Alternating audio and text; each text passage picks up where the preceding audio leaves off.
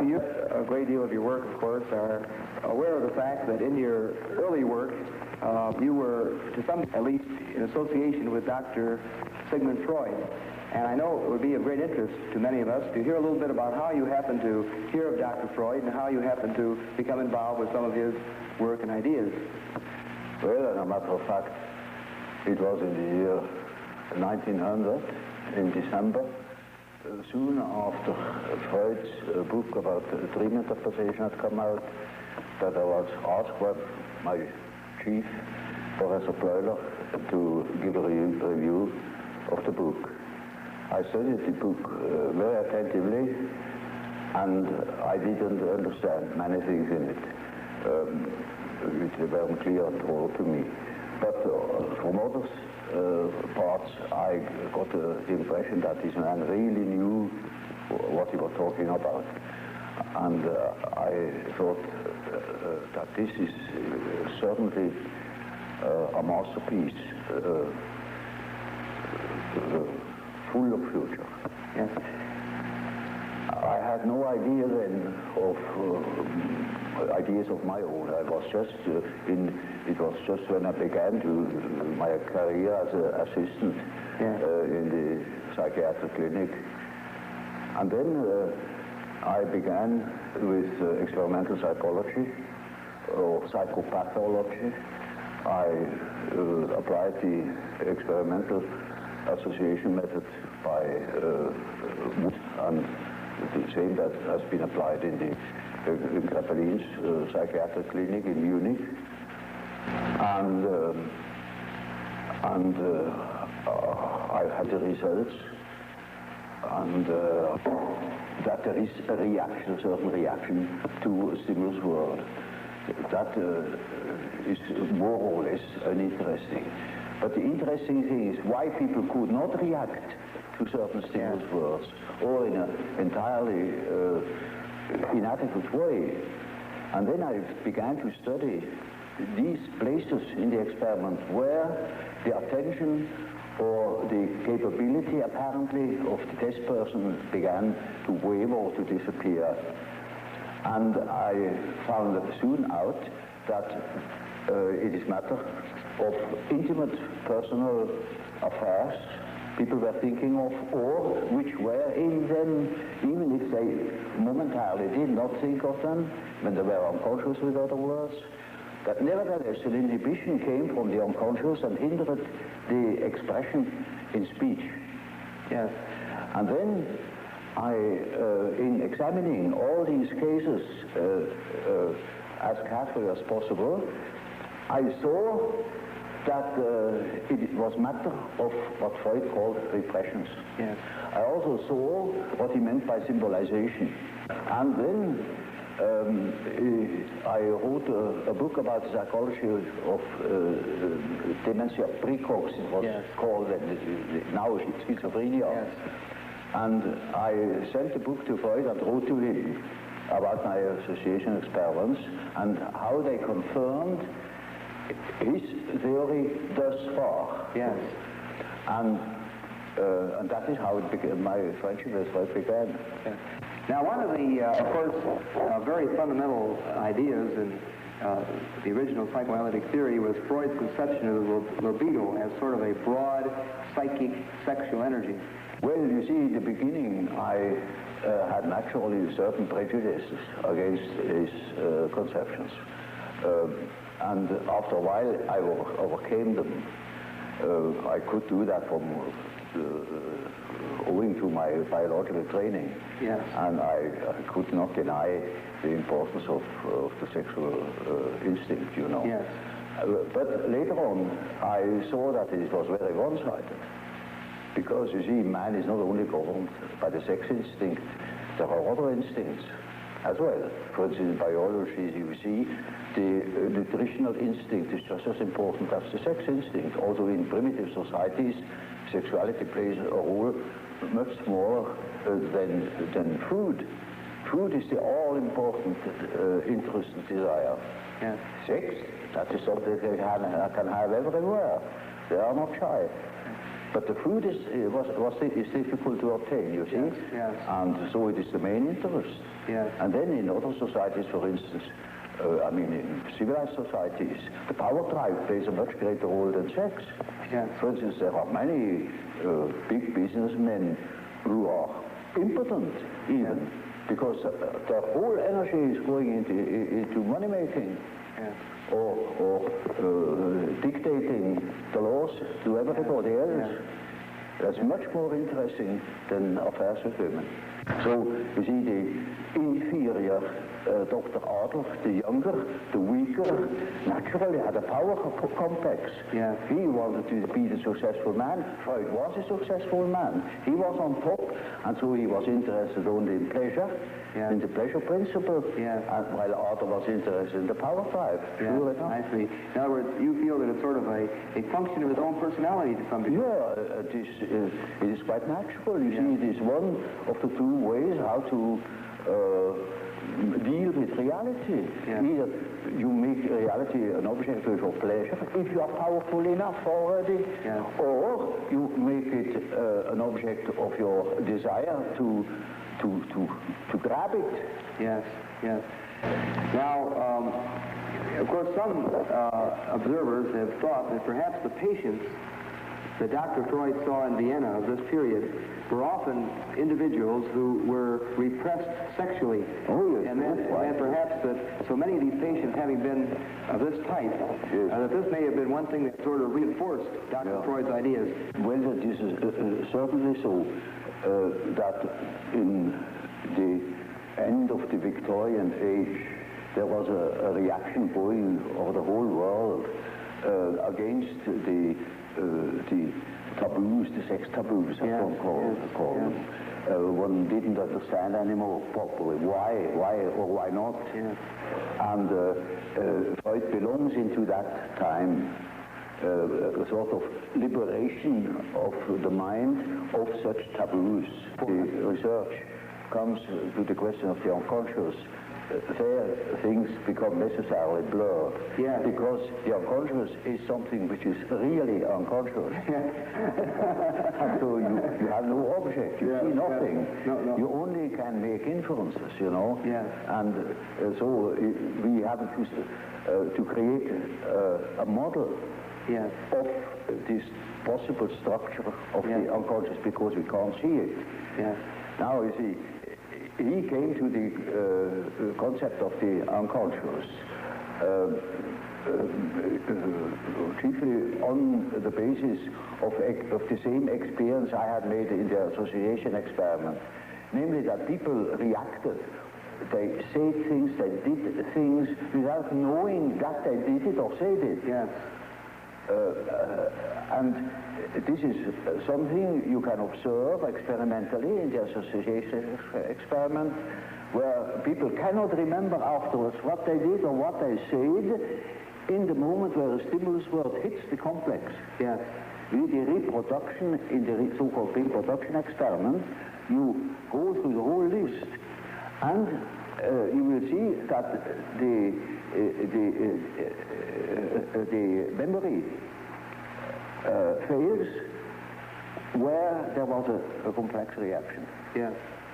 And that is the simple fact Freud has based his idea of the unconscious on, because that is what you can see time and again, that people, for instance, make a mistake in speech, or that they say something which they didn't mean to say, that just make ridiculous mistakes, you know. There are no end of stories, you know about how people can betray themselves by saying something they didn't mean to say at all, yet in the unconscious meant him to say that thing, just that thing. For instance, when you want to express your sympathy at a funeral, you go to somebody and you say, I congratulate you. You say, that's pretty painful, you know, but that happens, and it is true. Now, this is something that goes parallel now with the whole school of the Salpêtrière. in Paris. There was Pierre Janet, who has worked out that side of the unconscious reactions quite particularly. Yes. Now Freud refers very little to Pierre Janet. Well, I have studied with Pierre Janet in Paris, yes. and he has formed my ideas very much. He was a first-class observer, though he had no dynamic theory about, no psychological theory. Yes. It was a sort of physiological theory yes. Of the unconscious phenomena as a so-called abaissement du niveau mental. Yes. That means a certain depotentiation of the tension of consciousness. Yes. It sinks below the level of consciousness and thus becomes unconscious. Yes. Now, that is Freud's view too. Yes.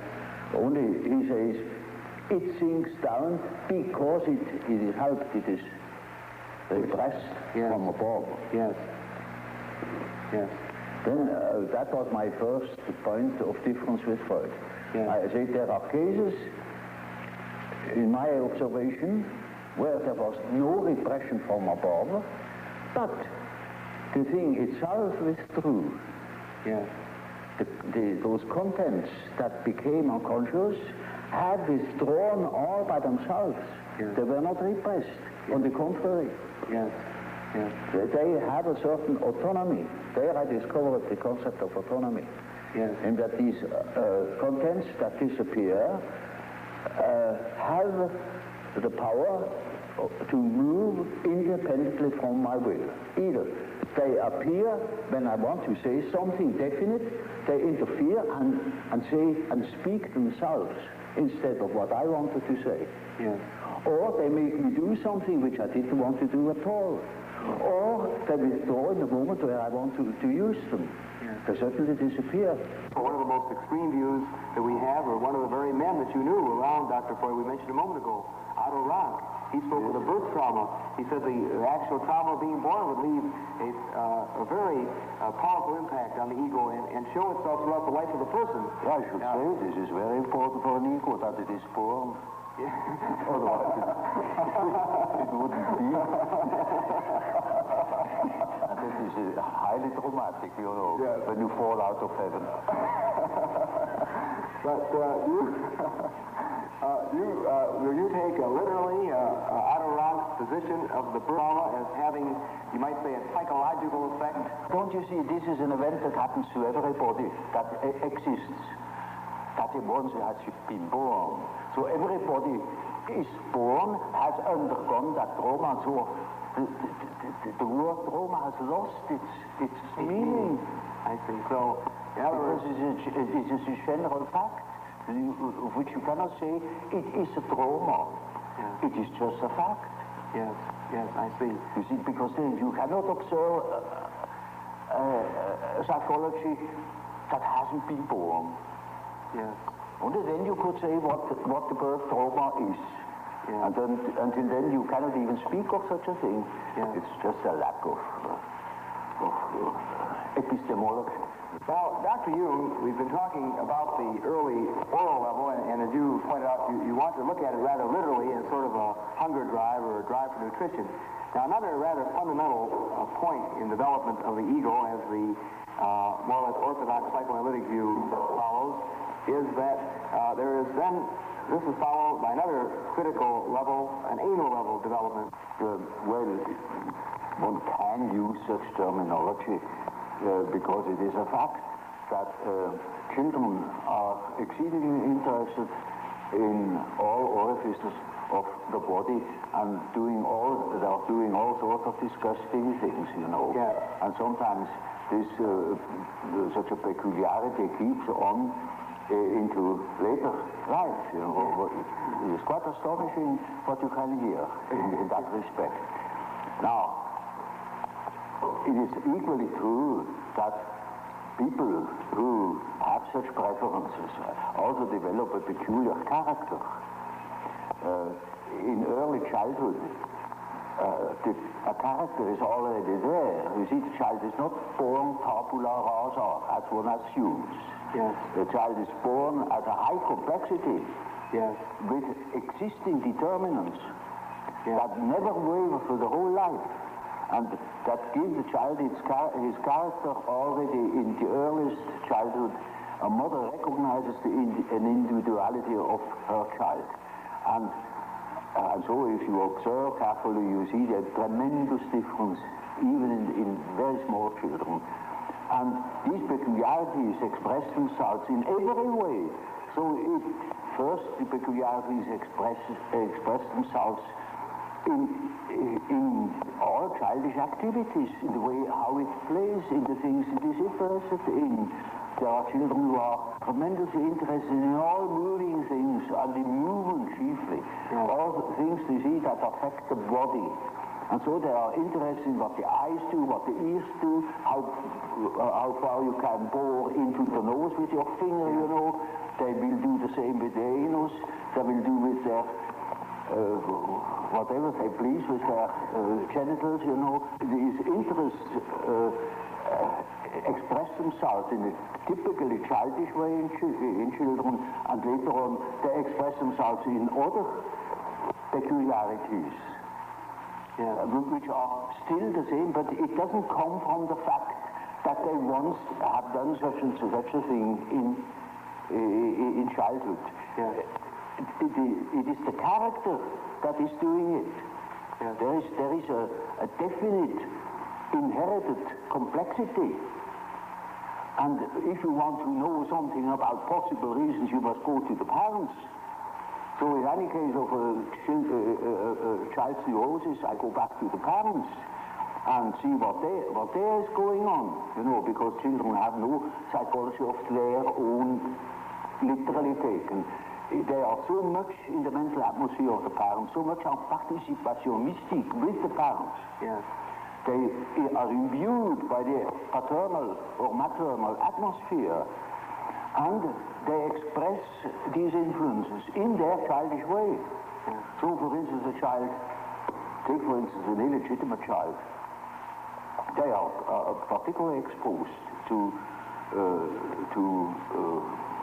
environmental difficulties, for instance, the misfortune of the mother, etc., and all the complications. And such a child will miss, for instance, a father. Now, in order to compensate for it, it is just as if they are choosing or nominating a part of their body for a father instead of the father, and they develop, for instance, masturbation. That is very often so with illegitimate children, that they become terribly autoerotic. Even criminal. One of the central parts of the so-called psychosexual development in the more or less orthodox psychoanalytic theory is the so-called Oedipus complex. I believe the term complex was yours originally. Well, you see, that is just what I call an archetype. That is the first archetype Freud has discovered. The first and the only one. He thinks that this is the archetype. Of course, there are many such archetypes. You look at Greek mythology and you find any amount of them, or look at dreams and you find any amount of them. But incest was so impressive to him that he even has chosen the term Oedipus complex, because that was one of the outstanding examples of an incest complex. And it is only the masculine form, mind you, because women have an incest complex too, but there it is not an Oedipus. So it is something else. And so it is only the term for an archetypal way of behavior in case of a man's relation, say, to his mother. It also means to the daughter, because whatever he was to the mother, he will be it to the daughter too. It can be this way or that way. It depends. So you look at, then you will accept, in other words, the Oedipus complex, but not as being the only important such influence. You will see this is just one of many many ways of behavior. Now, you see, the Oedipus gives you an excellent example of the behavior of an archetype. It is always the whole situation. There is a mother, there is a father, there is a son, there is a whole story, how such a situation develops, and to what end it leads finally. Yeah. And that is an archetype. You see, an archetype always is a sort of abbreviated drama. Namely, it begins in such and such a way, it extends to such a complication, and it finds a solution in such and such a way. That is the usual form. As for instance, you take the instinct of building a nest with birds. Yeah. In the way they build the nest, there is the beginning, the middle, and the end. Yeah. It is built just to suffice for a certain number of young. So, you see, the end is already anticipated. And that's the reason why in the archetype itself there is no time. It is a timeless condition where beginning, middle, and end are just the same. They're all given in one. Yeah. Now that is only a hint to what the archetype can do, you know, but that's a complicated question. Well, you know what a behavior pattern is. Yeah. Now, the way in which, say, a weaver bird builds its nest, that is an inherited form in him. He will apply all certain symbiotic phenomena between insects and plants. They are inherited patterns of behavior. And so man has, of course, an inherited scheme of functioning. You see, his liver and his heart and all his organs and his brain will always function in a certain way, following its pattern. We only have a great difficulty of seeing it because we cannot compare. There are no other similar beings like man that are articulate and could give account of their functioning. If that were the case, we would know, I don't know what. But because we have no means of comparison, we are necessarily unconscious about our own conditions. But it is quite certain that man is born with a certain functioning, a certain way of functioning, a certain pattern of behavior. And that is expressed in the form of archetypal images, of archetypal forms. For instance, the way in which a man should behave is given by an archetype. Yeah. And therefore, you see, the primitives tell such stories. A great deal of education goes through storytelling. Yes. For instance, they call in a palaver of the young men and to older men perform before the eyes of the younger all the things they should not do. Yeah. And at the end they say, now that is exactly the thing you shall not do. Another way is they tell them of all the things they should not do. Yeah. And you, like the Decalogue, thou shalt not. Yes, yes. And that is always supported by mythological tales. Yeah. For instance, our ancestors have done so and so, and so you shall do. Or such and such a hero has done so and so, and that is your model. Yeah. For instance, the teaching of the Catholic Church, there are several thousand saints, and they show us how, you see, the models then become they are models, for the individual. And they have their legends, and that is Christian mythology. Yeah. In Greek, you know, there was a Theseus, there was a Heracles, models of fine men, of gentlemen, you know. Yes. And they teach us how to behave. They are archetypes. I see. Archetypes of behavior. Now, see, the archetype is a force, it has an autonomy. It can suddenly seize you. It is like a seizure. Yes. So, for instance, falling in love at first sight, that is such a case. You see, you have a certain image in yourself without knowing it of the woman, of the woman. Yes. Now you see that girl, or at least a good imitation of your type. Yes. And instantly you get a seizure, and you're gone. Yes. And afterwards you may discover that it was a hell of a mistake. Or you see, a man is quite capable, he's intelligent enough to see that that woman of his choice, as one says, not no choice, he has been captured. Yeah. You know, he sees that she is no good at all, that she is a hell of a business. And he tells me so, and he says, for God's sake, doctor, help me to get rid of that woman. He can't. He's like clay in her fingers. And that is the archetype. That is so-called archetype of the anima. Yes, yes. He thinks it is all his soul. Well, you know, that is a bit complicated, you know. The anima is an archetype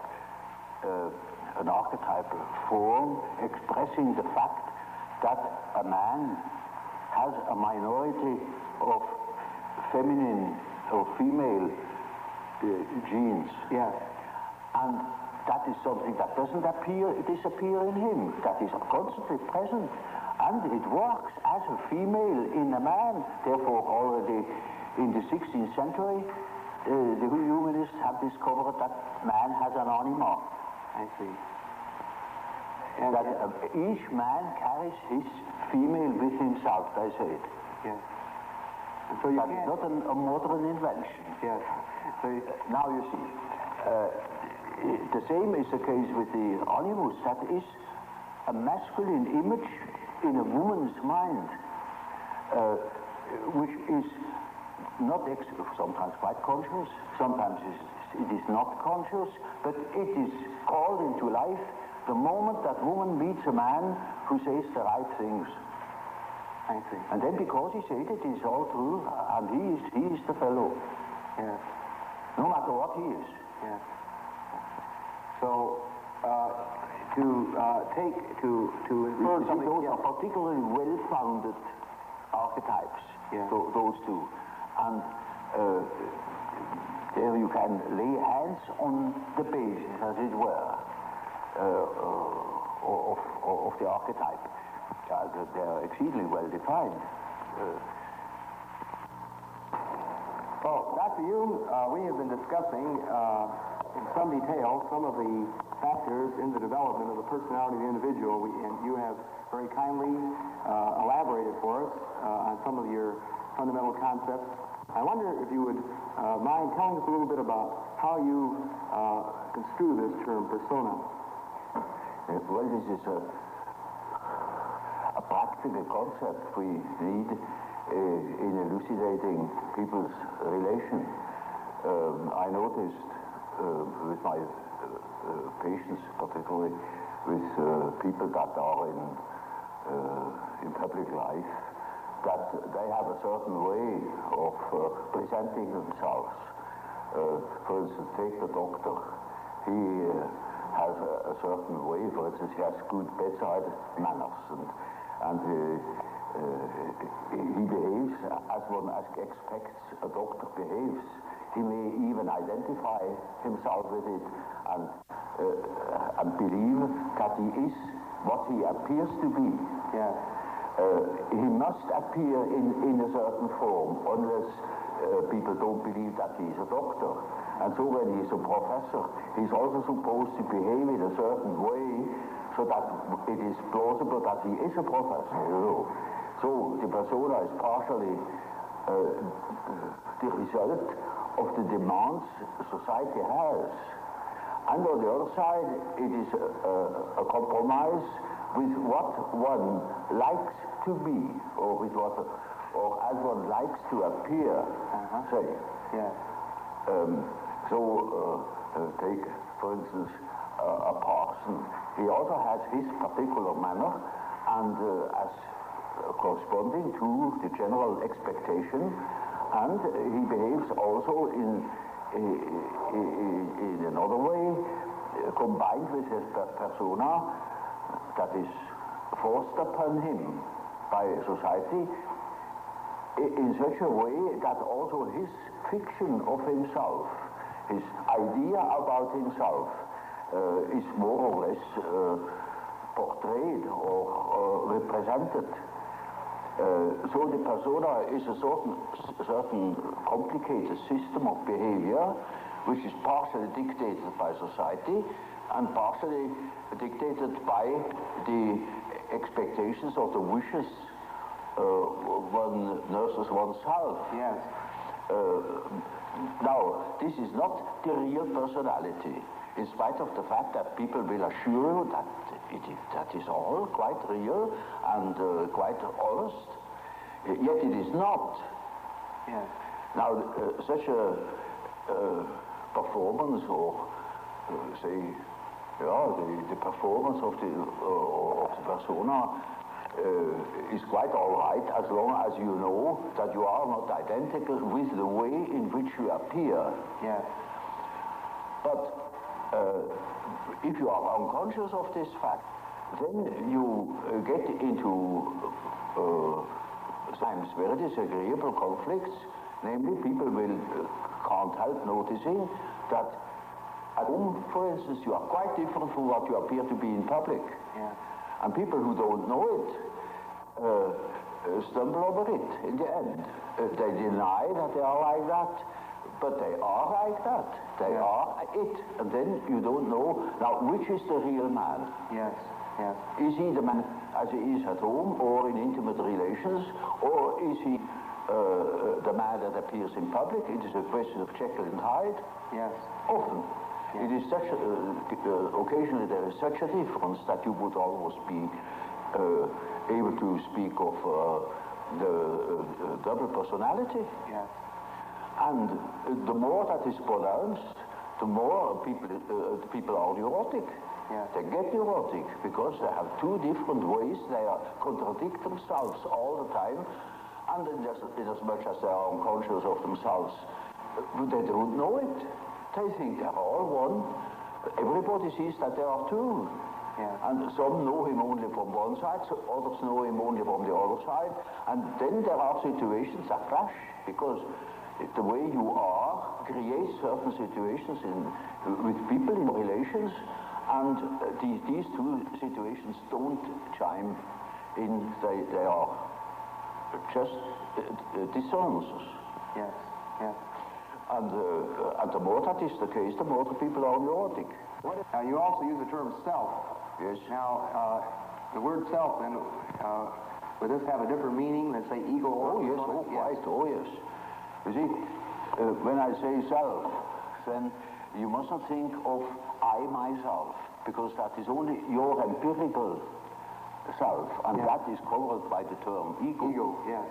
But when it is matter of the self, then it is matter of a personality that is more complete than the ego, because the ego is only consists of what you are conscious of. Yes, yes. Your awareness. Yeah, what you know to be yourself. Yes. The whole personality of man is indescribable. Yeah. His consciousness can be described. His unconscious cannot be described, because the unconscious, as I must repeat myself, is always unconscious.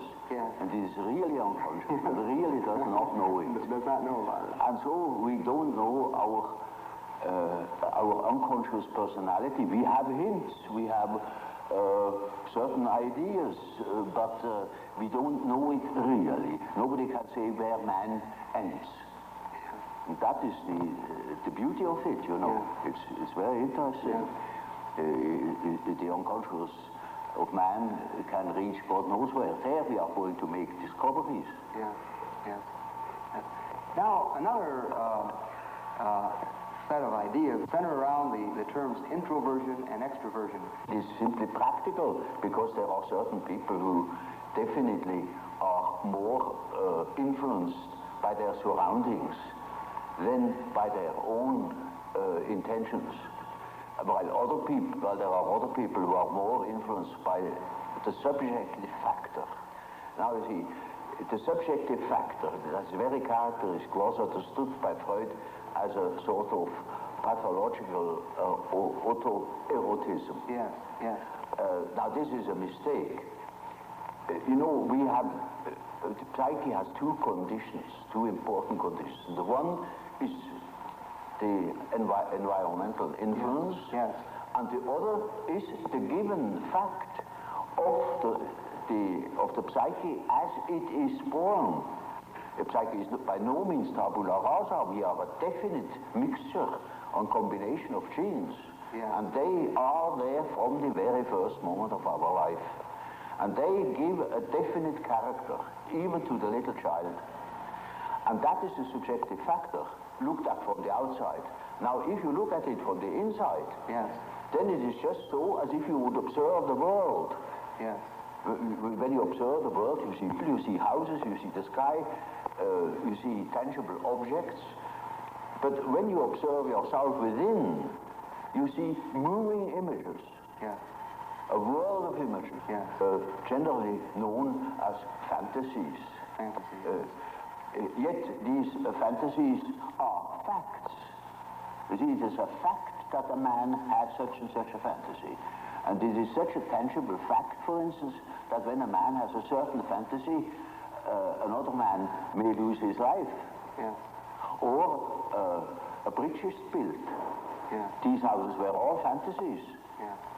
Everything you do here, all of the houses, everything was fantasy to begin with. And the fantasy has a proper reality. That is not to be forgotten. Fantasy is not nothing.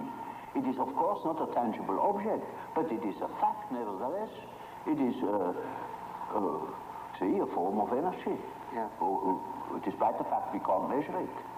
It is a manifestation of something. And that is a reality. That is just a reality as, for instance, the peace treaty of Versailles or something like that. It is no more. You can't show it. But it has been a fact. And so the psychical events are facts, are realities. And when you observe the stream of images within, you observe an aspect of the world. Of the world within. Because the psyche, you know, if you understand it as a phenomenon that takes place in so-called living bodies, then it is a quality of matter. As our body consists of matter, we discovered that this matter has another aspect, namely a psychic aspect. And so it is simply the world from within, seen from within. It is just as if we were seeing into another aspect of matter.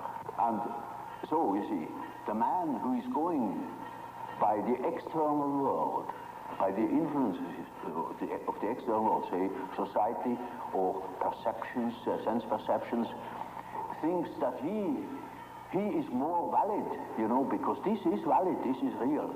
And the man who goes by the subjective factor is not valid because subjective factor is nothing. No, that man is just as well based because he is bases himself upon the world from within. And so he is quite right, even if he says, oh, there is nothing but my fantasy, you know. And of course that is the introvert. And that the introvert is always afraid of the external world. He will tell you, when you ask him, he will be apologetic about it. He will say, of course, yes, I know, it's only my fantasies. And he has always a resentment. And as the world in general, particularly America, is extroverted like hell, the introvert has no place. Because he doesn't know that he beholds the world from within. And that gives him dignity, and that gives him certainty, because it is, nowadays particularly, the world hangs on a thin thread. And that is the psyche of man. Assume that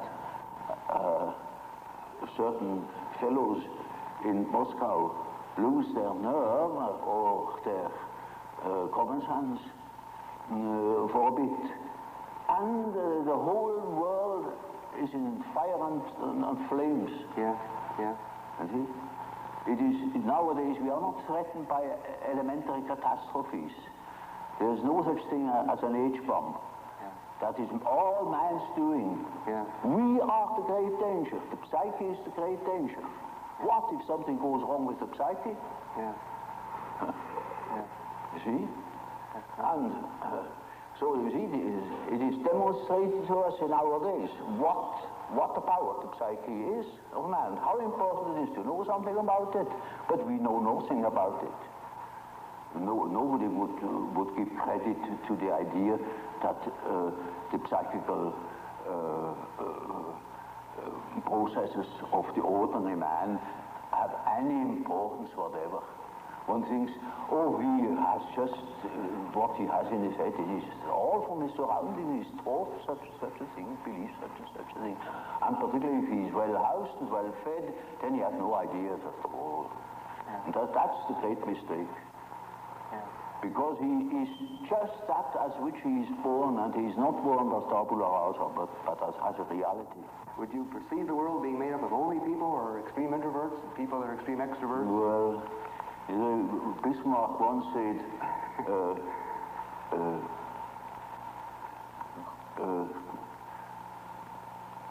God may protect me against my friends. With my enemies, I can deal myself alone. You know how people are. They catch a word, and then everything is schematized along that word. There is no such thing as a pure extrovert or a pure introvert. Yeah. Such a man would be in the lunatic asylum. Those are only terms to designate a certain penchant, a certain tendency. For instance, the tendency to be more influenced by environmental influences or more influenced by the subjective factor. That's all. Yeah. And you see, there are people who are very well balanced and are just as much influenced from within as they are from without, yeah. Just as little. Yes. Yeah. And so with all the finer classifications, yeah. They are only sort of point de repère, points for orientation. My whole scheme of typology is merely a sort of orientation. Namely, there is such a factor as introversion, there is such a factor as extraversion. The classification of individuals means nothing at all.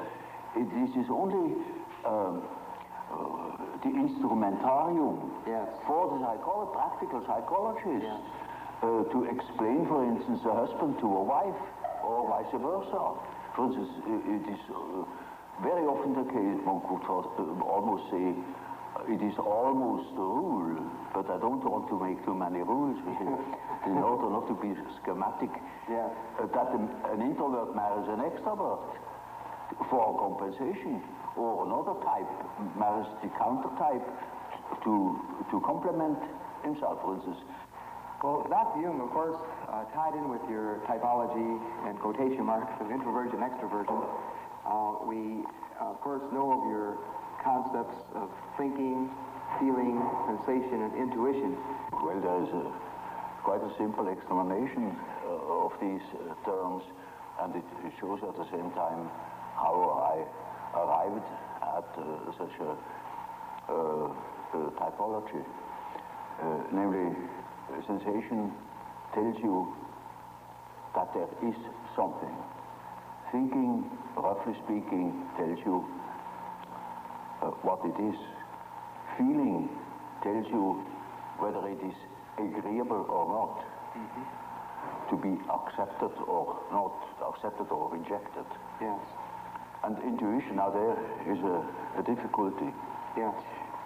You don't know ordinarily how intuition works. So when a man has a hunch, you can't tell exactly how he got at that hunch or where that hunch comes from. It is something funny about intuition.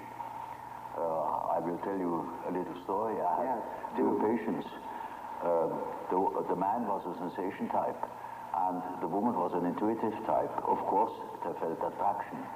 And so they took a little boat and went out to the lake of Zurich. And there were those birds that dive off the fish, you know. Yeah. And then after a certain time they come up again, and you can't tell where they come up. And so they began to bet. Who was the first to see the bird?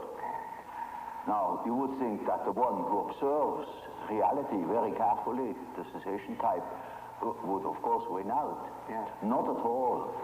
The woman won the bet completely. Yeah. She was beating him on all points. Yeah.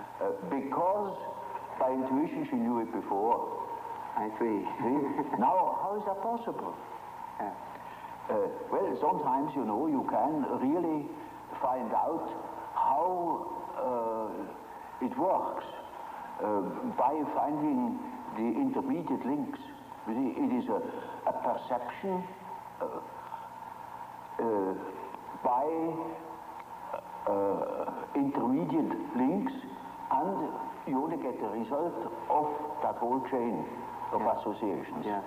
Sometimes you succeed in finding out, but more often you don't.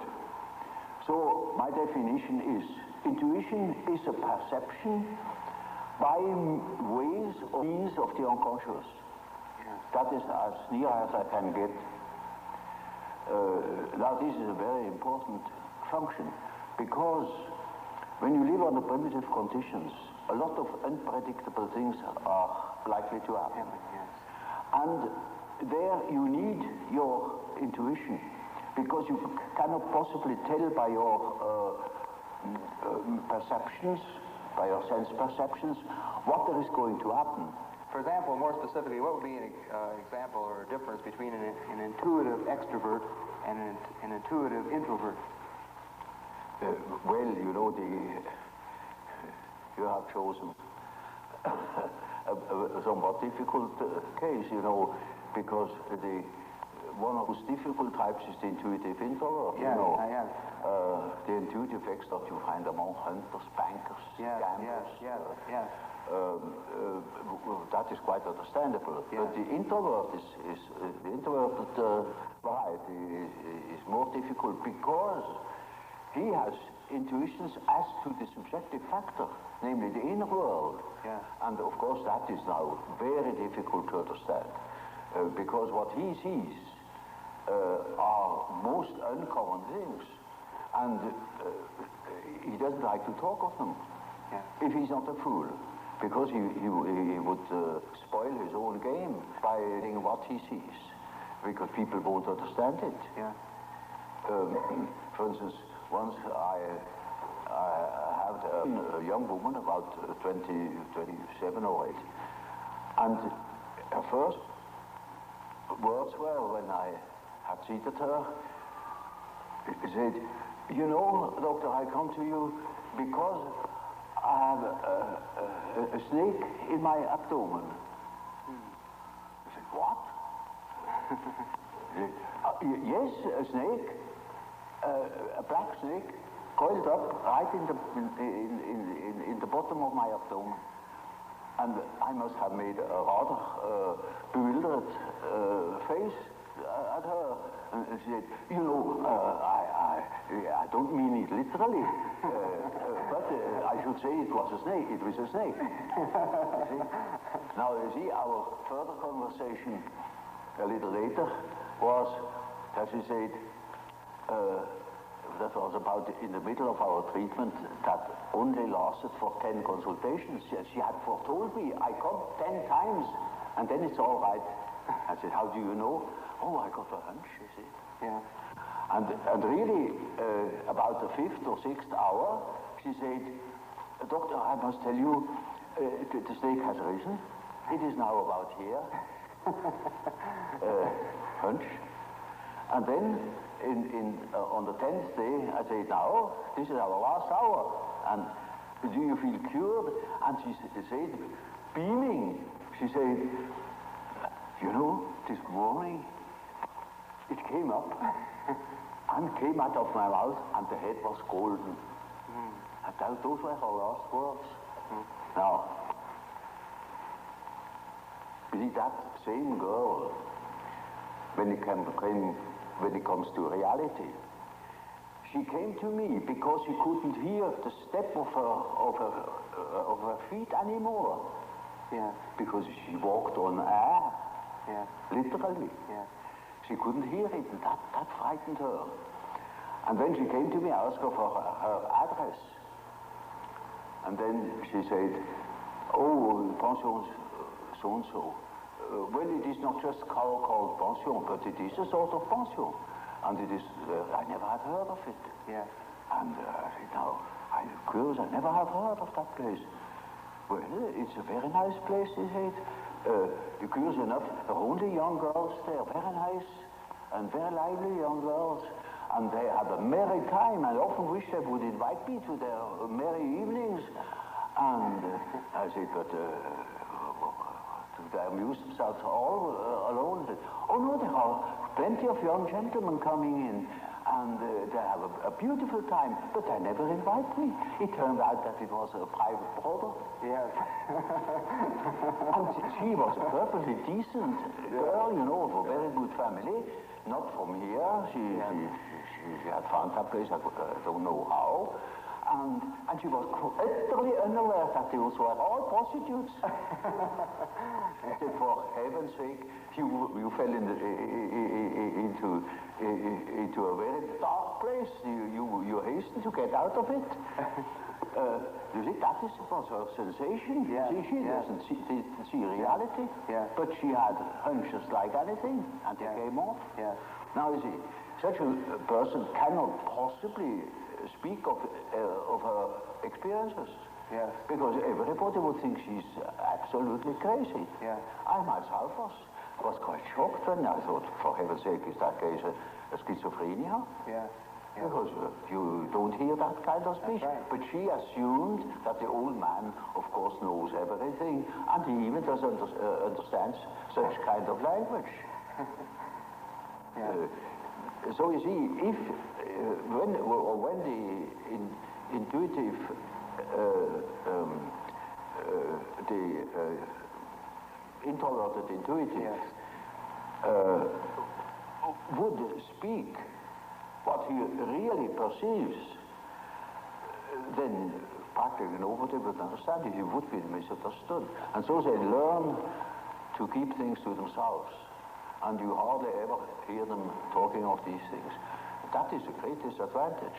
But it is an enormous advantage in another way. Not to speak of the experience they garner in that respect, but also in human relations. For instance, they come into the presence of somebody they don't know. And certainly they have inner images. And those inner images give them a more or less complete information about the psychology of the partner. Yeah. You know, that is, but the case can also happen that they come into the presence of somebody who they don't know at all, not from Adam.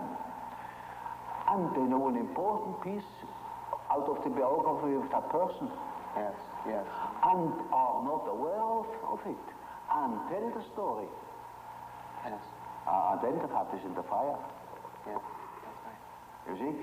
So the introverted intuitive has in a way a very difficult life, although one of the most interesting lives. Yes. But it is difficult often to get into their confidence. It's just a sort of a skeleton to which you have to add the flesh, or say it is a country mapped out, you know, by triangulation points. And that doesn't mean the country consists of triangulation points. Yeah. That is only in order to have an idea of the distances. Yeah. And so it is a means to an end. It only makes sense, such a scheme, when you deal with practical cases. Well, I told you that case of that intuitive girl, who certainly came out with the statement that she has a black snake in the belly. Well, now, that is a collective symbol. That is not an individual fantasy. That is a collective fantasy. That is well known in India. For instance, she has nothing to do with India, but we have it too, because it's generally human. But it's entirely unknown. So that I, even in the first moment, thought perhaps she's crazy. But she wasn't only highly intuitive. It is in India known. It is the basis of a whole philosophical system of Tantrism. This is Kundalini. Kundalini serpent. I see. You see? And that is something known to some few specialists. Generally, it's not known that we have a serpent in the abdomen. But that is a collective, you see, that is a collective dream or a collective fantasy. It may be, you know, that what the unconscious has to say is so disagreeable that one prefers not to listen. And in most cases, people would be probably less neurotic if they could admit the things. These things are always a bit difficult or disagreeable or inconvenient or something of the sort. So there is always a certain amount of repression, but that is not the main thing. The main thing is that they are really unconscious.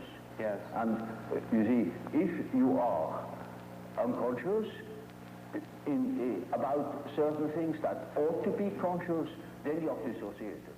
And then you are a man whose left hand never knows what the right is doing. And counteracts or interferes with the right hand. Now such a man is hampered all over the place. See, then we have the problem. That is the problem for an intellectual man. And then I say, now, you see, you don't know, you have no answer. I have no answer. Now what are we going to do? I say, now we must see what you dream. Because the dream is a manifestation of the unconscious side. Now you never have heard of the unconscious side. So I must explain to him that he has an unconscious, and that the dream is a manifestation of it, and if we succeed in analyzing the dream, we might get an idea about that power that makes him think like that. I see. In treatment, for instance, in the treatment of neurosis, you have to do with that personal unconscious for quite a while. And then only dreams come that show that the collective unconscious is touched upon. Now, as long as there is material for personal nature, you have to deal with the personal unconscious. But when you get to, say, to a question, to a problem, which is no more merely personal, but also collective. You get collective dreams. And then we are there where we can begin with the observation of the unconscious. And then, day by day, one goes on by the data the unconscious produces. You see, we discuss the dream, and that gives a new surface to the whole problem. And he will have another dream, and the next dream gives again an answer, because the unconscious is in a compensated relation to consciousness, and after a while we get the full picture. And if he has a full picture and has the necessary moral stamina, well, then he can be cured. I see. But in the end, it is a moral question whether a man applies what he had learned or not.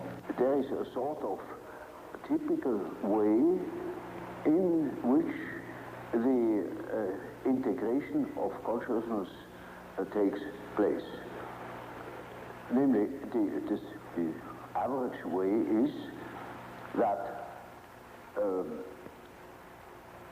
through the analysis of dreams, for instance, you become acquainted with the contents of the unconscious. I already told you this, to begin with all personal material,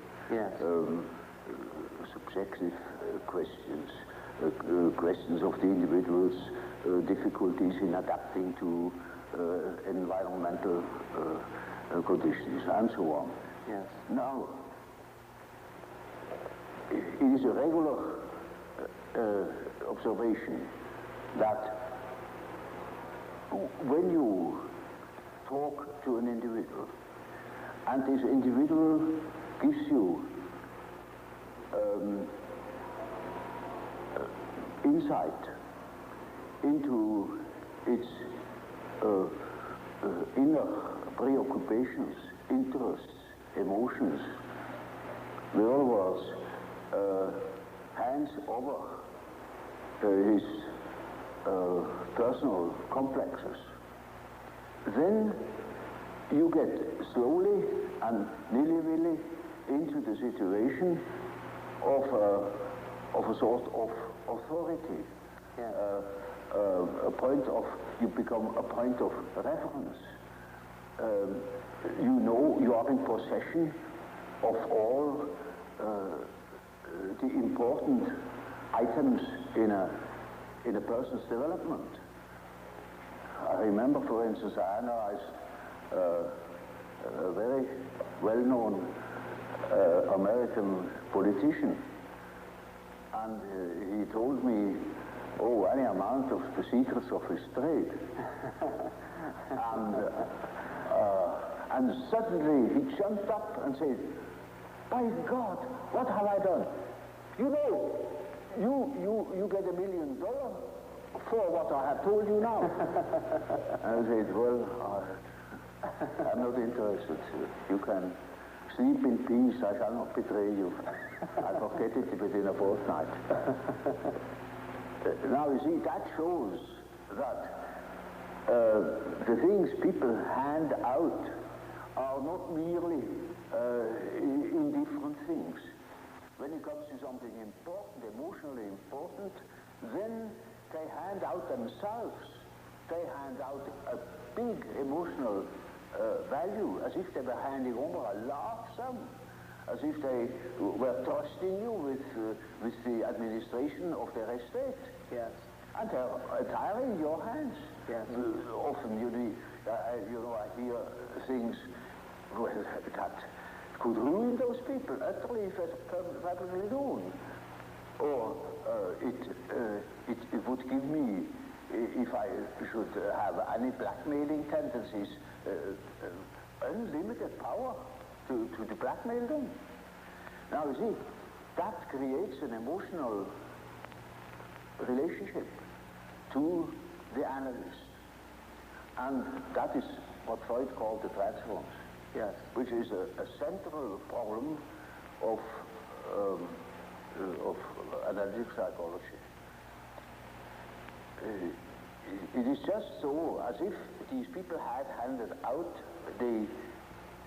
their whole existence, and that can have very peculiar effects upon the individual. Either they hate you for it or they love you for it. Yeah. But you are not indifferent to them. And there is then a sort of emotional relation between the patient and the doctor. Yes. Now, when you hand out such materials, then these contents are associated with all the important persons in the life of a patient. Now, the most important persons are usually father and mother. Yes. That comes up from childhood. The first troubles are with the parents as a rule. So, in handing over your infantile memories about the father or about the mother, you hand over also the image of father and mother. Then it is just as if the doctor had taken the place of the father, even of the mother. I had quite a number of male patients that called me Mother Jung, because I handed over the mother to me, curiously enough. Yes. But you see, that's quite irrespective of the personality of the analyst. It is simply disregarded. He functions as if he were the mother, or he functions as if he were the father, the central authority. And now that is what one calls transference. That is a particular case of of projection. Yes. Now, yes. Freud doesn't exactly call it projection, he calls it transference. Yes. That is an allusion to the old superstitious idea of handing over a disease, Yes. transferring a disease upon an animal, or handing over the sin upon a scapegoat, and Yes. scapegoat takes it out into the desert and makes it disappear. Yes, yes. So they hand over themselves in the hope that I can swallow that stuff and digest it for them. And so I'm in loca patis and have a high authority. Naturally, I'm also persecuted by the correspondent resistances, by all the manifold emotional reactions they have had against their parents. Now, that is the stuff you have to work through first in analyzing the situation, because a patient in such a condition is not free. He's the slave. He's utterly dependent upon the doctor, like a patient with an open abdomen on the operation table. Yes. He's in the hands of the surgeon for better or worse. And so the thing must be finished. And so we had to work through that condition in the hope that we arrive in a situation where the patient is able to see that I'm not the father or not the mother, that I am an ordinary human being. Now, everybody naturally should assume that such a thing would be possible. For instance, that a patient could arrive at such an insight when he's not a complete idiot, that I am just a doctor and not an emotional figure of their fantasies. But that is very often not the case. So I had a case that was an intelligent young woman. She was a student of philosophy, very good mind, where one could expect easily that she would see that I am not the parental authority. But she was utterly unable to get out of this delusion. And in such a case, one always has recourse to the dreams. It is just as if one would ask the unconscious, now what do you say to such a condition? You see, she says of the unconscious, of course I know you are not my father, but I just feel like that. It is like that. I depend upon you. And I say, now we will see what the unconscious says. Now the unconscious produce dreams in which I really assume a very curious role. You know, she was a little infant. She was sitting on my knees. I held her in my arms. I was a very tender father to the little girl, you know, and more, her dreams became emphatic in that respect, namely that I was a sort of child, and she is a very little, frail human thing, you know, and quite a little girl in the hands of an enormous being. And the last dream of that series was, I cannot tell you all the dreams, was that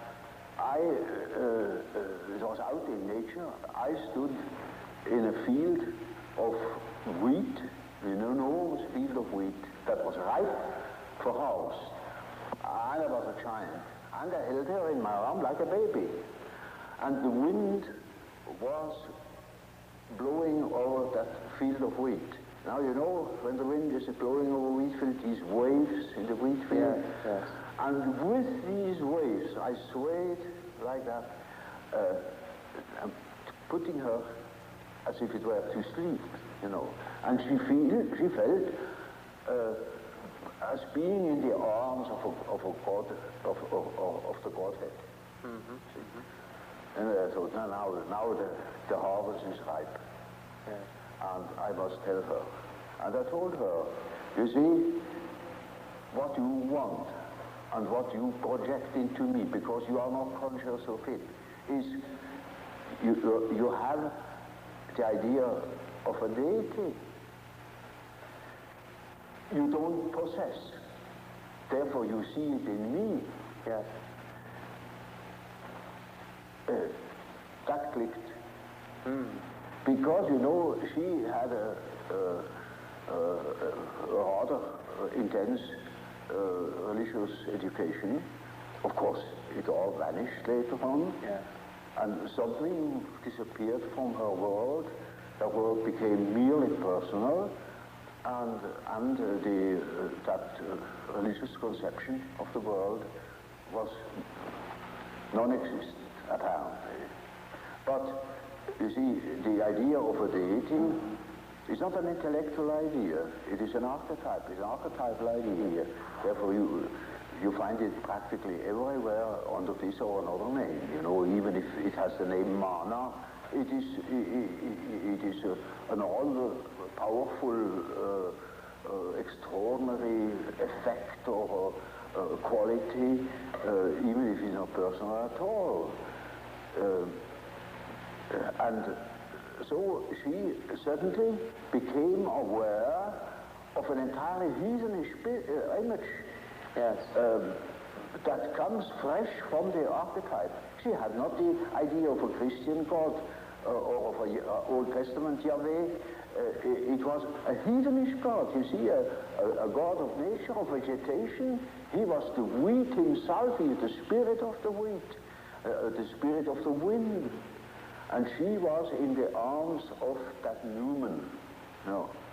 Now, that is the living experience of an archetype. Now, that made a tremendous impression upon that girl, and instantly it clicked. She saw what she really was missing, that missing value, that was in the form of a projection in myself and made myself indispensable to her. Yes. And then she saw it is not indispensable, because it is, as the dream says, she is in the arms of that archetypal idea. Now that is a luminous experience, you see. And that is the thing that people are looking for. Yes. An archetypal experience that gives them an incorruptible value. In as much as she can realize such a luminous experience, she is able to continue her path, her way, her individuation. The acorn can become an oak and not a donkey. Nature will take her course. She will become that which she is from the beginning. Now, we think we are able to be born today and to live in no myth, without history. That is a disease. That's absolutely abnormal, because man is not born every day. He's once born in a specific historical setting with the specific historical qualities, and therefore he is only complete when he has a relation to these things. It's just as if you were born without eyes and ears, when you are growing up with no connection with the past. From the standpoint of natural science, you need no connection with the past. You can wipe it out. Yes, yes. And that is a mutilation of the human being. Now I saw, through my practical experience, that